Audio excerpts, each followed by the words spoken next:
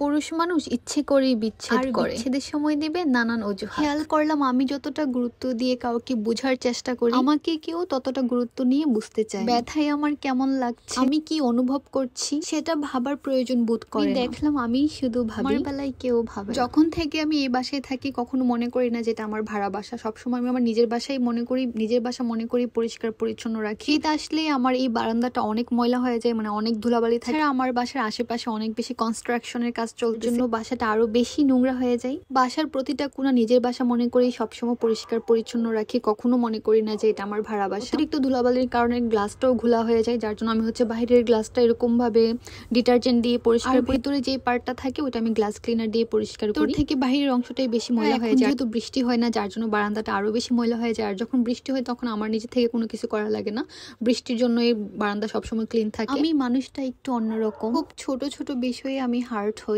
কি চাই কেন চাই তা কাউকে বোঝাতে পারি না। কাছের মানুষদের কাছ থেকে অনেক বেশি প্রত্যাশা করে ফেলি, ধরে নিই তারা আমাকে বুঝবে, আমার সকল ইচ্ছের মূল্য দিবে, কিন্তু এসবের কোনোটাই হয় না। পরবর্তীতে এগুলা ভেবে আমি অনেক কষ্ট পাই। এটা বাসায় সারাদিনে অনেক কাজ থাকে, বাসার কাজ এক হাতে সবকিছু করেন তারাই বলতে পারবেন যে একটা বাসায় সারাদিন কত কাজ থাকতে পারে। যদি সকাল থেকে রাত পর্যন্ত কাজ করেন তাও আপনার কাজ শেষ হবে না। আমি এখানে বারান্দাটা ক্লিন করলাম, এখানে প্রায় আমার আধা ঘন্টা 40 মিনিট লেগে গেছে। আমি আমার সবগুলা রুম আগে ঝাড়ু দিলাম, তারপর বাসাটা মুছে নিলাম। মানে আমি একদম টায়ার্ড হয়ে গেছি, কারণ ঘর যদিও মপ দিয়ে মুছি তারপর অনেক টায়ার্ড লাগে। আমি ঘরের কাজগুলো শেষ করে রান্নাঘরে চলে গেলাম, কারণ রান্না করতে হবে, রাতের জন্য রান্না করবো। আমি ছোট মাছ রান্না করবো, একদম ছোট মাছ, ছোট মাছের ঝোল করব। মাছগুলাকে আগে ভালো করে লবণ দিয়ে মাখিয়ে ধুয়ে নিতেছি। মাছ ধরার কাজ করলে আমার হাতের গন্ধ তো মনে করেন যে সাবান দিয়ে অনেকবার ধোয়ার পরেও যায় না, সবকিছুতে আমি শুধু মাছের গন্ধ পাই। ছোট মাছগুলা ভেজে খাওয়া থেকে ঝোলই বেশি ভালো লাগে আমার কাছে। মাছের ঝোলে কাঁচামরিচ আর ধনিয়া পাতা দিলে কিন্তু খেতে আরো বেশি ভালো লাগে। চুলায় তরকারি বসে গোসল করতে চলে গিয়েছিলাম, আমি ভাবছি যে চুলা আমি বন্ধ করে রাখছি, কিন্তু এসে দেখি আমার তরকারি একদম শুকায়। শীতকালে ফেসে কোনো কিছু না দিলে মনে হয় এখনই ফেটে লাল রং বের হবে। সন্ধ্যা হলে আমার তো কিছু না কিছু খেতে মনে চাই, কি খাবো শুধু ভাবতে থাকি। আমি ডাল ভিজিয়ে রেখেছিলাম পেঁয়াজু খাওয়ার জন্য। এই ব্লেন্ডারের কথা কি বলবো, যত বললি ততই কম হবে। এটা খুবই হ্যান্ডি একটা ব্লেন্ডার, যে কোনো পাত্রে এই ব্লেন্ডারটা ইউজ করতে পারবেন। মগ,